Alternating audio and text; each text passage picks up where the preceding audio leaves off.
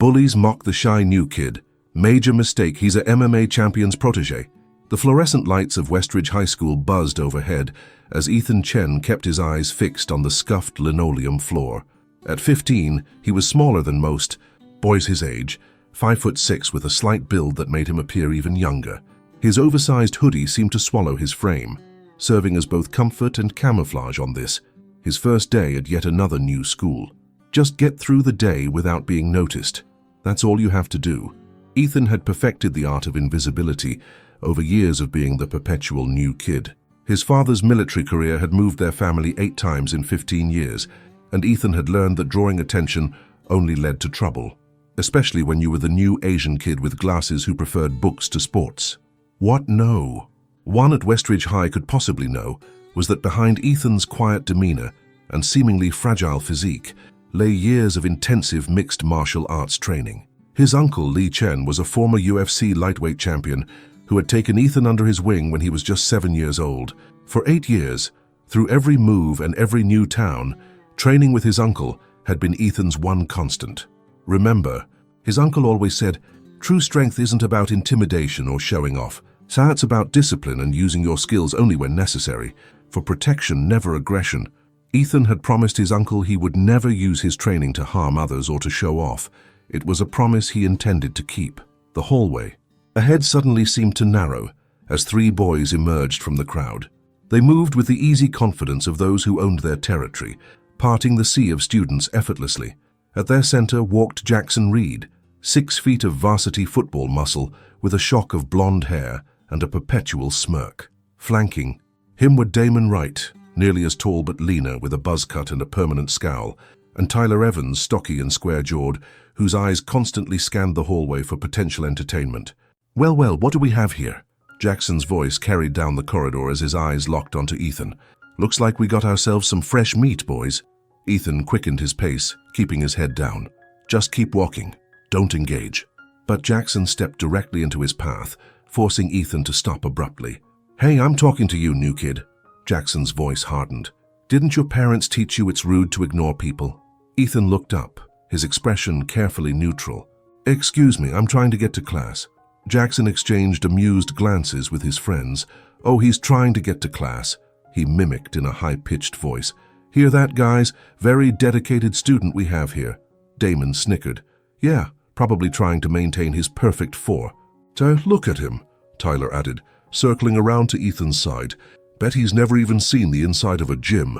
Jackson reached out and flicked Ethan's glasses, causing them to tilt askew. Welcome to Westridge, nerd. Hope you're a fast learner, because there's a special curriculum for new kids like you. Ethan said nothing, simply adjusting his glasses and waiting for an opening to continue walking. His heart pounded, not from fear, but from the effort of restraining himself. His uncle's voice echoed in his mind. Patience, restraint, these are the hardest skills to master. Nothing to say? Jackson leaned in closer. That's okay, we'll have plenty of time to get acquainted. I have a feeling you and I are going to become very good friends. He clapped a heavy hand on Ethan's shoulder, squeezing just hard enough to communicate the threat. The warning bell rang and Jackson stepped back. See you around, new kid, count on it. As they walked away, Ethan released the breath he hadn't realized he was holding. He watched them saunter down the hall, high-fiving friends and shoving smaller students aside. This was exactly what he'd hoped to avoid. Day 1 and already on their radar. Perfect. The cafeteria of Westridge High was a carefully stratified ecosystem. Ethan observed the invisible boundaries as he carried his lunch tray across the room, noting which tables belonged to which social groups.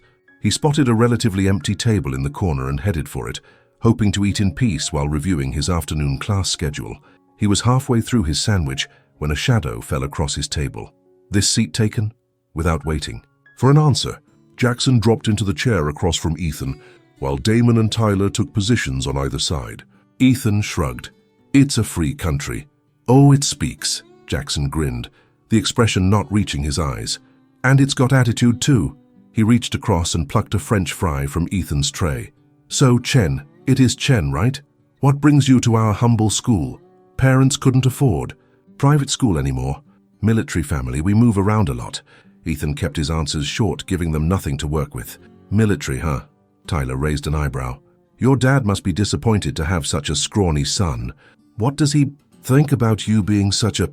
I'd rather not talk about my family, Ethan interrupted, his voice surprisingly firm. Jackson's eyebrows shot up. Did you just cut off my friend? That's not very polite. He leaned forward. Maybe you need to learn some manners. With a quick nod to Damon, Jackson suddenly knocked Ethan's milk carton over, sending white liquid streaming across the table and onto Ethan's lap. Ethan jumped up, but not quickly enough to avoid the milk soaking into his jeans. Oops, Jackson said with exaggerated concern. Looks like someone had a little accident. Maybe you should wear a bib next time. Laughter erupted from nearby tables. Fellow students turned to watch. Ethan felt his cheeks burn, not from embarrassment but from the effort of controlling his anger. He could have easily avoided the spill. His reflexes were honed from years of training, but that would have raised questions he wasn't prepared to answer. Instead, he grabbed some napkins and began wiping at his jeans, his movements deliberate and controlled. What's wrong? Cat got your tongue? Damon taunted. Ethan looked up, meeting Jackson's gaze directly for the first time. For a brief moment, something in Ethan's eyes, a flash of confidence, of assessment, seemed to catch Jackson off guard. But the moment passed quickly, and Jackson's smirk returned. See you around, milk boy, Jackson said, standing up. Better go change before your next class. Wouldn't want people to think you wet yourself on your first day. More laughter followed as the three bullies walked away, high-fiving each other. Ethan continued cleaning up, his movements calm despite the storm brewing inside him. From across the cafeteria, a girl with curly brown hair and intense green eyes had been watching the encounter. Olivia Martinez, junior class president and editor of the school newspaper, frowned as she observed yet another victim of Jackson's regular torment. But something about this new kid seemed different. There was a composure to him that didn't match his circumstances. Interesting, she thought, making a mental note to keep an eye on the situation. The next 2 weeks followed a predictable pattern. Jackson and his friends seemed to materialize wherever Ethan went. They knocked books from his hands in the hallway, accidentally shoved him in the gym, and made loud comments about his clothes, his accent, and his quiet demeanor. Ethan weathered it all with a stoicism that confused his tormentors and intrigued observers. He never complained, never sought help from teachers, and never gave them the satisfaction of seeing him upset. He simply picked up his books, straightened his glasses, and continued with his day. What no one saw were the early mornings and late evenings when Ethan maintained his rigorous training regimen. In the basement of his family's rented house, he had set up a small but efficient workout space. Every morning at 5 a.m., he went through 2 hours of conditioning, striking drills, and kata before school. Every evening, he practiced grappling techniques on a heavy dummy, imagining the precise application of leverage and pressure that could neutralize an opponent twice his size. On Saturdays, he trained via video call with his uncle, who had immediately noticed the tension in his nephew's movements. What's going on, Ethan? Your form is tight. You're overcompensating on your strikes. Ethan hesitated. Just the usual new school adjustment. His uncle's eyes narrowed. Someone giving you trouble? Nothing. I can't handle, Ethan assured him. I haven't broken my promise. Li Chen studied his nephew carefully. Remember what I taught you about confrontation. Avoid it when possible. End it quickly when necessary, Ethan recited. And the best victory is the one where you never throw a punch. His uncle nodded. But also remember, there's a difference between starting a fight and standing up for yourself. Sometimes the right action is to show your strength. Ethan pondered these words as he continued his training. He had avoided confrontation, but the bullying was only getting worse. How long should he, maintain this passive stance? The answer came sooner than he expected. 3 weeks into the semester, Ethan was changing after gym class when Jackson, Damon, and Tyler cornered him in a secluded section of the locker room. Most students had already left for their next class, and the gym teacher, Coach Harrington, was in his office with the door closed. Well, look who it is, Jackson said, leaning against the lockers and effectively blocking Ethan's exit path. I've been wanting to have a private chat with you, Chen. Ethan continued, buttoning his shirt, his movements unhurried. I'm going to be late for class. That's your problem right there, Damon said, stepping closer. You don't seem to understand how things work around here. When Jackson wants to talk to you, your schedule opens up. Ethan finished, dressing and closed his locker. What do you want, Jackson? "See, there's this arrangement we have with new kids," Jackson explained, his voice deceptively casual. "A little welcome tax, you might say. $20 a week buys you our protection and friendship." His smile widened. "And trust me, you want to be our friend. I don't need protection," Ethan said quietly. "And I don't pay for friendship." Tyler gave a low whistle. "You hear this guy, Jackson? Thinks he's too good for us." Jackson's expression hardened. "I don't think you understand the situation. This isn't optional." He stepped forward, invading Ethan's personal space. "Give us the money or things get a lot worse for you." For the first time, Ethan felt a genuine flicker of anger rising within him. Not fear, not frustration, but a clear, focused anger at the injustice and the threat. He thought of all the other students who had likely faced this same intimidation, who had paid up out of fear or suffered the consequences. "No," he said, the word quiet but firm. "What did you just say?" Jackson's eyes widened in disbelief. "I said no." Ethan looked directly into Jackson's eyes, his gaze steady and unafraid. For a moment, Jackson seemed taken aback by the unexpected resistance. Then his face flushed with anger. "Wrong answer." He nodded to Damon and Tyler. "Hold him." As the two boys moved to grab Ethan's arms, years of training kicked in instinctively. With subtle shifts of his weight and perfectly timed movements, Ethan simply wasn't where their hands expected him to be. He didn't strike or push. He merely evaded, causing Damon and Tyler to stumble slightly, grabbing at empty air. The three bullies exchanged confused glances. This wasn't how their victims usually behaved. "What the hell was that?" Tyler demanded. "Stop dancing around and take what's coming to you." Jackson, recovering his composure, stepped forward and shoved Ethan hard against the lockers. "I tried to be nice about this, now we do it the hard way." As Jackson drew back his fist, time seemed to slow for Ethan. He saw the telegraphed punch coming, noted the poor form, the overextension, the lack of proper weight distribution. He could have countered in a dozen different ways. A sweep to put Jackson on the ground, a joint lock to neutralize the threat, a simple sidestep that would have left Jackson punching metal. Instead, he made a split-second decision.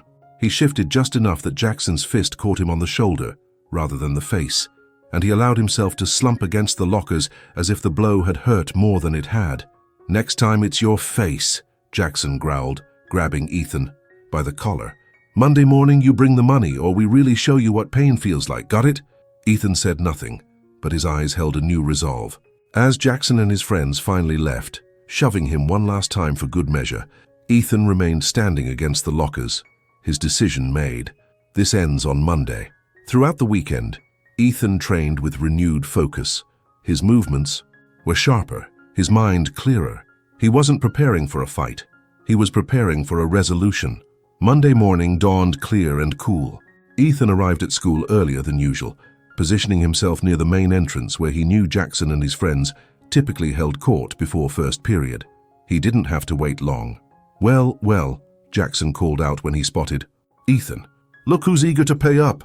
He sauntered over, Damon and Tyler flanking him as usual. A small crowd of students began to gather, sensing the tension in the air. "Do you have my money?" Jackson demanded, holding out his hand. Ethan shook his head. "No, and I'm not going to pay you, not today, not ever." Murmurs rippled through the growing audience. No one stood up to Jackson Reed. Jackson's face darkened. "You really are a slow learner, aren't you?" He stepped closer, using his height to loom over Ethan. "Maybe you need a more public lesson." "I don't want to fight you, Jackson," Ethan said calmly. "Fight me?"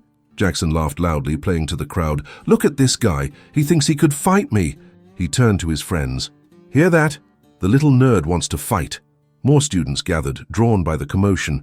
Among them was Olivia Martinez, who had been watching this dynamic unfold for weeks. She pulled out her phone, ready to document whatever happened next. Jackson turned back to Ethan, his expression now dangerous. "Last chance, Chen, the money or a world of hurt. Your choice." Ethan stood his ground, his posture relaxed but balanced. "I choose neither. This stops now, Jackson. Not just with me, but with everyone. No more bullying, no more protection money. It's over." A stunned silence fell over the crowd. Jackson's face contorted with rage. "You're dead." He lunged forward, throwing a wild punch aimed at Ethan's face. What happened next left the entire school talking for months. Ethan moved with fluid precision that spoke of years of disciplined training. He sidestepped Jackson's punch effortlessly, allowing the bigger boy's momentum to carry him forward. With minimal movement, Ethan used Jackson's own force against him, directing him off balance. A subtle foot placement, a gentle redirect of energy, and suddenly Jackson was on the ground, looking up in confusion, unsure exactly how he'd ended up there. The crowd gasped. "Stay down, Jackson," Ethan said quietly. "This doesn't need to go any further." But Jackson, humiliated and enraged, scrambled to his feet and charged again, this time with Damon and Tyler joining the attack. What followed was a demonstration of martial arts mastery that left onlookers in awe. Ethan moved between the three, attackers like water, never striking first but neutralizing each attack with efficient, controlled movements. He used their own momentum against them, applied precise pressure to sensitive points, and maintained perfect balance throughout. Within moments, all three bullies were on the ground. Jackson had been flipped over Ethan's hip when he tried to tackle him. Damon was nursing a wrist that had been caught in a momentary joint lock when he threw a punch. Tyler was sitting on the ground, dazed after attempting to grab Ethan from behind, only to be gently but firmly redirected into a nearby wall. Not once had Ethan thrown a punch or kick. Not once had he applied a hold longer than necessary to neutralize a threat. He had defended himself with the minimum force required, showing both skill and restraint. The crowd of students was silent, processing what they had just witnessed. Ethan stood in the center, barely breathing hard, his glasses still perfectly in place. He looked at Jackson, who was struggling to his feet, face flushed with humiliation. "It's over," Ethan said, his voice carrying in the silence. "No more bullying, no more threats, no more taking money from scared kids." He paused, looking around, at the crowd. "This goes for everyone. Standing by while others get hurt is its own kind of wrong. We all deserve better." He turned back to Jackson. "I don't want to be your enemy, but I won't be your victim either, and I won't let you victimize others. Your choice what happens next." Jackson, for perhaps the first time in his high school career, seemed at a loss for words. His carefully constructed image of invincibility had been shattered in minutes, without Ethan even having to hurt him. The humiliation burned worse than any physical pain could have. "This isn't over," he muttered, but the threat sounded hollow even to his own ears. Principal Donovan's voice cut through the crowd. "What's going on here?" The tall, stern-faced administrator pushed through the circle of students, taking in the scene. Three of his star athletes on the ground, a crowd of witnesses with phones recording, and a new student standing calmly in the middle of it all. "My office, all of you. Now," he ordered, pointing to Ethan, Jackson, Damon, and Tyler. As the crowd dispersed, Olivia Martinez stepped forward. "Principal Donovan, I have video of everything that happened. These three attacked Ethan first. He was just defending himself." She held up her phone, which had captured the entire encounter. "And I have statements from other students about the bullying that's been going on, including the protection money they've been collecting." Other students, emboldened by what they had seen, began to speak up as well. "They took $20 from me last week. They locked me in the janitor's closet when I wouldn't pay. They've been doing this for 2 years, sir." Principal Donovan's expression darkened as he listened. "My office, all of you," he repeated, but his gaze now rested more heavily on Jackson and his friends than on Ethan. The formal disciplinary procedures took most of the day. Statements were taken, videos reviewed, and parents called in. In the end, Jackson, Damon, and Tyler were suspended for 2 weeks and placed on behavioral probation for the remainder of the year. They would also be required to attend anti-bullying workshops and perform community service. Ethan, whose actions were deemed strictly defensive after review of the video evidence, received no punishment, but was reminded about the school's policies on physical altercations. Next time, Principal Donovan told him, "Come to a teacher or administrator first. That's what we're here for." Ethan nodded respectfully, though they both knew that administrative intervention rarely solved bullying problems effectively. By the time Ethan left the principal's office, the final bell had rung. He expected the hallways to be empty, but instead he found a small group waiting for him. Olivia Martinez and several other students he recognized as former targets of Jackson's bullying. "That was amazing," a freshman boy said, eyes wide with admiration. "How did you do that?" 8 years of training," Ethan replied simply. "Why didn't you do something sooner?" another student asked. Ethan adjusted his glasses. "My uncle taught me that fighting is always the last resort, not the first. I was hoping I wouldn't have to demonstrate anything." Olivia stepped forward. "Well, I'm glad you finally did. Jackson and his crew have been terrorizing kids for years, and nobody, not even the teachers, has been able to stop them. She held out her hand. I'm Olivia, by the way. I don't think we've been properly introduced. Ethan shook her hand. Ethan Chen. I know, she smiled. The whole school knows now. She gestured to the small group. We're heading to Riverdale Coffee to decompress after all the excitement. Want to join us? For the first time since arriving at Westridge High, Ethan felt the tension in his shoulders ease. He looked at the group of students, not pitying him, not fearing him, but simply accepting him. Yeah, he said, a genuine smile spreading across his face. I'd like that. The next few weeks brought significant changes to Westridge High. When Jackson, Damon, and Tyler returned from their suspension, they were subdued, their former swagger noticeably diminished. They gave Ethan a wide berth in the hallways, avoiding eye contact. Surprisingly, it was Tyler who approached Ethan. First, catching him alone in the library 3 weeks after the incident. Hey, he said awkwardly, shifting from foot to foot. Can I talk to you for a minute? Ethan put down his book and nodded, gesturing to the chair across from him. Tyler sat down, staring at his hands. I wanted to say, I'm sorry, for everything. The bullying, the threats, all of it. He looked up, his expression troubled. My dad was pretty disappointed in me, made me realize some things. Ethan studied him for a moment. Apology accepted. Tyler seemed surprised by the simple response. Just like that? Holding grudges takes energy I'd rather use elsewhere, Ethan explained. What matters is what you do going forward. Tyler nodded slowly. That's fair. He hesitated before adding, those moves you used, that was some serious skill. Where did you learn all that? A small smile touched Ethan's lips. My uncle's dojo, he's been training me since I was 7. Do you think? Tyler paused, gathering his courage. Do you think I could learn some of that? Not to hurt people, he added quickly. Just, the discipline part sounds like something I could use. Ethan considered the request, seeing the genuine desire for change in Tyler's eyes. My uncle's opening a small dojo here next month. I'll be helping with beginner classes on Saturdays. You'd be welcome to join. Relief and gratitude washed over Tyler's face. Really? That would be awesome. Thanks, man. As Tyler left, Ethan returned to his book, reflecting on how quickly things had changed. His uncle's words echoed in his mind. The greatest victory is transforming an enemy into a friend. Over the following months, Ethan found himself at the center of a widening circle of friends. What had started as a small group that day after the confrontation had grown to include students from various social circles who were drawn to his quiet confidence and newfound reputation. Even more satisfying was the change in school culture. The incident had broken a cycle of fear and silence. Other students who had been bullied began speaking up, and those who had previously stood by now intervened when they saw someone being mistreated. Jackson never apologized directly, his pride too wounded for that. But one day, when a new freshman was being harassed by some older students in the cafeteria, it was Jackson who surprisingly stepped in to shut it down with a gruff, "Leave the kid alone. That's not how we do things here anymore."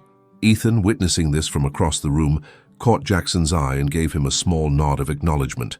Jackson returned the nod stiffly before walking away. It wasn't friendship, but it was respect, hard-earned and genuine. 6 months after starting at Westridge High as an invisible new kid, Ethan stood before a group of 20 students in his uncle's newly opened dojo. Some were former bullying victims looking for confidence. Others, like Tyler, were former bullies seeking a better path. All of them were there to learn the same principles that had guided Ethan through his most difficult challenges. Martial arts isn't about fighting, Ethan told them as they sat in a circle for their first lesson. It's about growing strong enough that you don't need to fight. It's about respect for yourself and for others. As he looked around at their attentive faces, he couldn't help but smile at the strange and unexpected turn his life had taken. The shy new kid had found his voice, not by becoming a bully himself, but by standing firm in his principles. True strength, he continued, echoing his uncle's wisdom, isn't in dominating others. It's in having the power to hurt but choosing not to. It's in using your strength to protect, not to intimidate. After class, Olivia waited for him outside. Their friendship had blossomed over the months, enriched by deep conversations and shared values. She handed him a copy of the school newspaper featuring his uncle's dojo in a spotlight article. When I first saw you standing up to Jackson that day, I thought we were about to witness just another fight, she said as they walked home together. I never expected it would change the whole school. Ethan shrugged, a gesture that now conveyed confidence rather than avoidance. Sometimes all it takes is one person willing to stand up. Well, I'm glad that person was you. Olivia bumped his shoulder playfully. The quiet ones really are the ones you have to watch out for. Ethan laughed, the sound no longer rare. Don't worry, I only use my powers for good. As they continued walking, Ethan reflected on the journey that had brought him here. The bullying had been real, the pain genuine, but so was the growth, the connections he'd made, and the positive change he'd helped create. In standing up to his bullies, he hadn't just protected himself, he'd helped transform an entire community. And that, he realized, was the greatest victory of all.